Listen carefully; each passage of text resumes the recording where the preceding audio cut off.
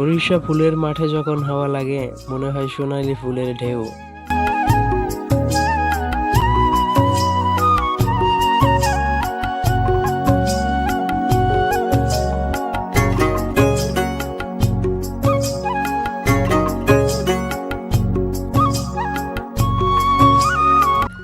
আজকে আপনাদেরকে দেখাবো কিভাবে ফরিদপুর থেকে ঢাকা আমি যাই এবং কি কি আমার সামনে পেতে সবকিছু আপনাদেরকে দেখাবো।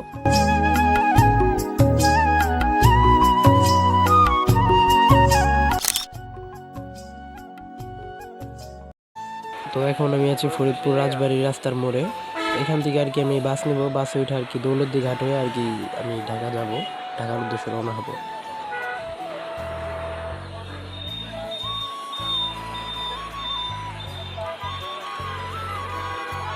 তো অলরেডি আমি কিন্তু গাড়ি পেয়ে গেছি, আমার গাড়ি চলে আসছে, আমি গাড়িতে উঠে গেছি। ঢাকার গাড়ি আপনারা ফরিদপুর রাজবাড়ির রাস্তার মোড়ে আসলে পেয়ে যাবেন। তো এই গাড়ির টিকিট হচ্ছে 300 টাকা, নবীনগর পর্যন্ত আর কি যাবে গাড়ি। তো অলরেডি আমরা ঘাটে চলে আসছি।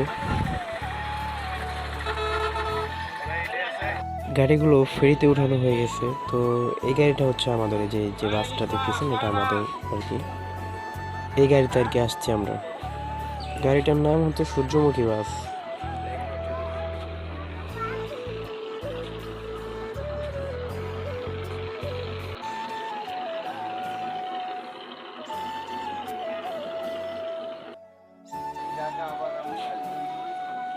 দেখেন উনি এখানে মাছ বিক্রি করতেছে, চিংড়ি, বড় পদ্মার চিংড়ি মাছ আছে আর এখানে ইলিশ মাছ আছে, উনি বিক্রি করতেছে আর কি এখানে।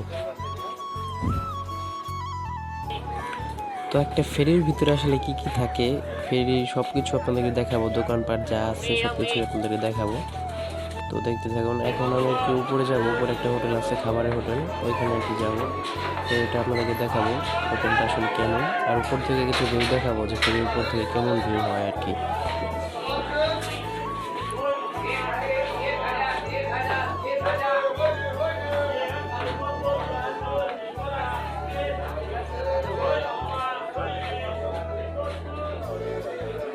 তো অলরেডি কিন্তু এখানে অনেকেই খাইতেছে আর কি হোটেলে, দেখতেই পাচ্ছেন আপনারা অনেকেই খাইতেছে।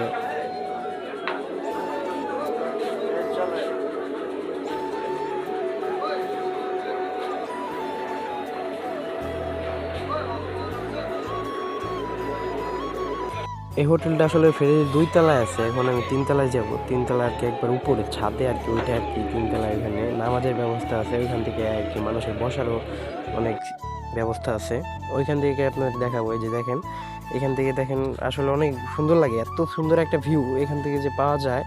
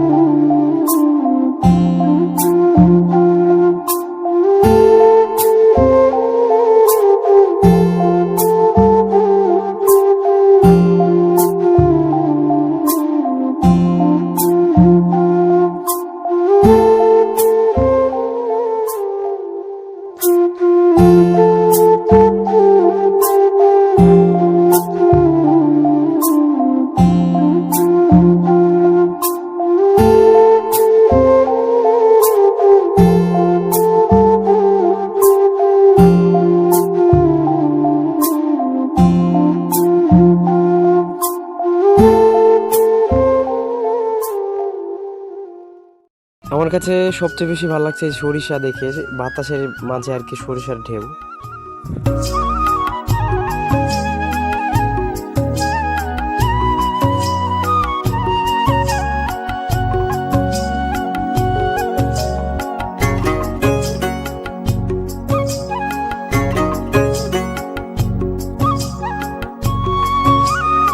তো অলরেডি আমি কিন্তু ঢাকায় চলে আসছি।